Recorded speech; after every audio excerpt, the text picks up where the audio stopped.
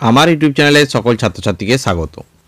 আমি যে class 11-এর second সেমিস্টারের সাজেশনগুলো দিচ্ছিলাম ভূগোলের 2025 সালে যারা পরীক্ষা দেবে, তাতে প্রায় 1 মাস আমি ভিডিও দিতে পারিনি, অর্থাৎ সাজেশনগুলো আমি দিতে পারিনি। তার একটা কারণ ছিল, সেটা হচ্ছে আমার বাবা অসুস্থ হয়ে পড়েছিল। সেই জন্য আমি প্রায় 1 মাস যাবৎ পুরোপুরিভাবে ইউটিউব থেকে দূরে ছিলাম। তো শিল্প চ্যাপ্টার পর্যন্ত আমি সাজেশনগুলো দিয়ে দিয়েছিলাম। চেষ্টা করব আগামী 1-2 সপ্তাহের মধ্যে বাকি চ্যাপ্টারগুলো সাজেশন দিয়ে দেওয়ার। তো যারা আগের ভিডিওগুলো দেখেছো, কমেন্ট করেছো, ভালোবাসা পেয়েছি তোমাদের কাছ থেকে, সেই জন্যই আমি বিভিন্ন পরিস্থিতির চাপ থাকা সত্ত্বেও আমি আবার সাজেশন ভিডিওগুলো নিয়ে আসলাম। তো ভিডিওটা দেখো, ভিডিওটা ভালো লাগলে অবশ্যই একটা লাইক করে দিও। চ্যানেলে নতুন হলে অবশ্যই চ্যানেলটা সাবস্ক্রাইব করে পাশে নোটিফিকেশন আইকনটাই ক্লিক করে রেখো।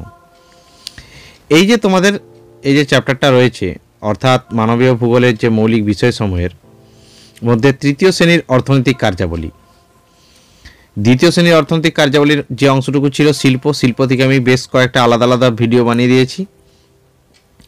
আজকে আমি তৃতীয় শ্রেণীর অর্থনৈতিক কার্যাবলী থেকে আলাদা আলাদা ভিডিও বানানোর ইচ্ছে ছিল। অর্থাৎ তৃতীয় শ্রেণীর কার্যাবলীর মধ্যে বাণিজ্য, পরিবহন, পরিষেবা, যোগাযোগ, পর্যটন, প্রতিটা টপিকের উপরে আমি আলাদা আলাদা ভিডিও বানানোর চেষ্টা করতাম বা ভেবেছিলাম বানাবো, কিন্তু এখন সময়ের খুবই সমস্যা। সেই জন্য আমি সমস্ত চ্যাপ্টারগুলো, অর্থাৎ তৃতীয় শ্রেণীর অর্থনৈতিক কার্যাবলীর মধ্যে বাণিজ্য, পরিবহন, পরিষেবা, যোগাযোগ, পর্যটন সবগুলোকে একটা ভিডিওর মধ্যে দিয়ে দিলাম, তোমাদেরও সুবিধা হবে। তো ভিডিওটা একটু বড় হতে পারে, ভিডিওটা পরপর দেখো। পরপর চ্যাপ্টারগুলো আমি একটা একটা করে কোশ্চেন আলোচনা করে দিচ্ছি।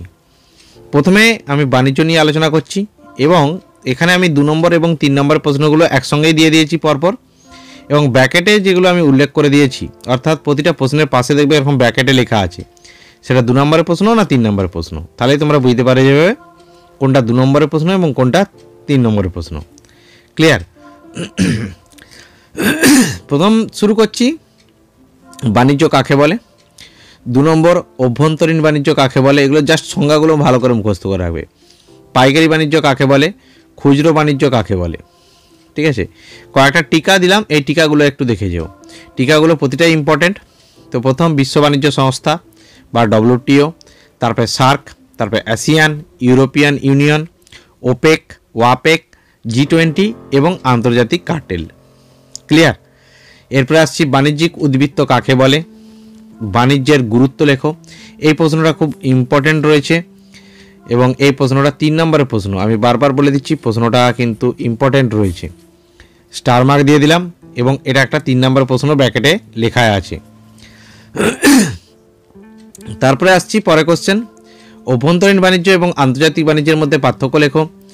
তারপরে WTO কার্যাবলী, এই প্রশ্নটিও খুব গুরুত্বপূর্ণ। WTO কার্যাবলী প্রায় আসে। ঠিক আছে, এইগুলো গেল তোমাদের বাণিজ্য থেকে, এই প্রশ্নগুলো করে যাবে, তাহলেই হয়ে যাবে। এরপরে আসছি পরিবহন থেকে। পরিবহন থেকে যে প্রশ্নগুলো করবে তার মধ্যে প্রথম প্রশ্ন, পরিবহন কাকে বলে, পরিবহনের গুরুত্ব লেখো। 2 নম্বর কোশ্চেন, সড়কপথ পরিবহন কাকে বলে, এর সুবিধা অসুবিধা লেখো। এখানে সুবিধা অসুবিধাগুলো বেশি করে করার দরকার নেই, 3-4টে করে করবে, 3-4টা সুবিধা এবং 3-4টে অসুবিধা, তাহলেই হবে। খুব বেশি করে করার দরকার নেই। তারপরে একইভাবে একই রকম প্রশ্ন, রেলপথ পরিবহন কাকে বলে, এর সুবিধা অসুবিধা লেখো। জাতীয় সড়কপথ কাকে বলে, রাজ্য সড়কপথ কাকে বলে। টিকা লেখো সোনালী চতুর্ভুজ।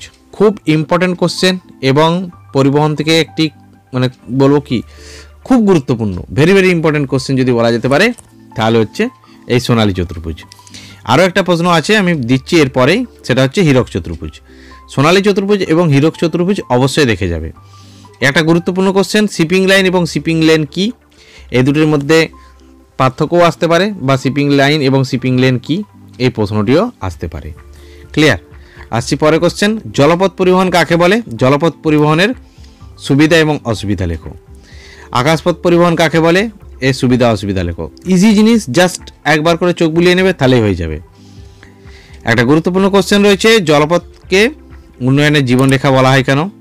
আচ্ছা, সুয়েজ খাল পানামের খালের পার্থক্য, খান ছয়েক করে যাবে, তাহলেই হবে। একটা টিকা রয়েছে, উত্তর দক্ষিণ করিডোর এবং পূর্ব পশ্চিম করিডোর কাকে বলে, এই টিকাটা করে যাবে। তারপরে ট্রান্স সাইবেরিয়ান রেলপথ কি, টিকা লেখো, এই প্রশ্নটা করে যাবে। আসছি পরিবহন ব্যবস্থা থেকে কিছু মানে এই ধরনের প্রশ্ন আসে। রজ্জুপথ পরিবহন কাকে বলে, এর গুরুত্ব লেখো। নলপথ পরিবহন কাকে বলে, নলপথ পরিবহন এবং রজ্জুপথ পরিবহনের দুটো করে উদাহরণ দেখে যাবে। ঠিক আছে, এগুলো গেল তোমাদের পরিবহন থেকে। এবারে আসছি পরিষেবা। পরিষেবা থেকে কী কী থাকছে, পরিষেবা কাকে বলে, পরিষেবা ভিত্তিক কাজের গুরুত্ব লেখো। ব্যাংকিং পরিষেবা কাকে বলে, এর গুরুত্ব লেখো। বিমা পরিষেবা কাকে বলে, এর গুরুত্ব লেখো। জাস্ট গুরুত্বগুলো কাকে বলে, সংজ্ঞা এবং গুরুত্ব। বিজ্ঞাপন পরিষেবা কী, তথ্য প্রযুক্তি পরিষেবা কী, তারপরে জনস্বাস্থ্য পরিষেবা কী, শিক্ষা সংক্রান্ত পরিষেবা কী, এইগুলো। এই 8টা প্রশ্ন করে যাবে, তাহলে তোমাদের দেখবে হয়ে গেছে। এরপর আসছি যোগাযোগ। তো যোগাযোগ আর পর্যটন থেকেও বলবো, প্রশ্নগুলো দিয়ে দেবো। তো ভিডিওটা ভালো লাগলে অবশ্যই একটা লাইক করে দিও। চ্যানেলে নতুন হলে অবশ্যই চ্যানেলটা সাবস্ক্রাইব করে পাশে নোটিফিকেশন আইকনটিতে ক্লিক করে রেখো। আগের ভিডিওগুলো যদি না দেখে থাকো তাহলে ক্লাস 11-এর যে প্লেলিস্ট রয়েছে সেই প্লেলিস্ট চেক করে নিও, সেখানে পরপর ভিডিও দেওয়া রয়েছে। তো এবার আসছি যোগাযোগ। যোগাযোগ থেকে প্রথম কোশ্চেন, পরিবহন এবং যোগাযোগের মধ্যে পার্থক্য লেখো। যোগাযোগ ব্যবস্থা কাকে বলে, যোগাযোগ ব্যবস্থার সুবিধা লেখো। সংবাদপত্রের গুরুত্ব লেখো। তারপরে যোগাযোগ ব্যবস্থায় ইন্টারনেটের গুরুত্ব লেখো। যোগাযোগ ব্যবস্থায় মোবাইল ফোনের গুরুত্ব লেখো। জিআইএস কি, এফএক্স কি, সংবাদপত্রের কিছু সুবিধা এবং অসুবিধা লেখো।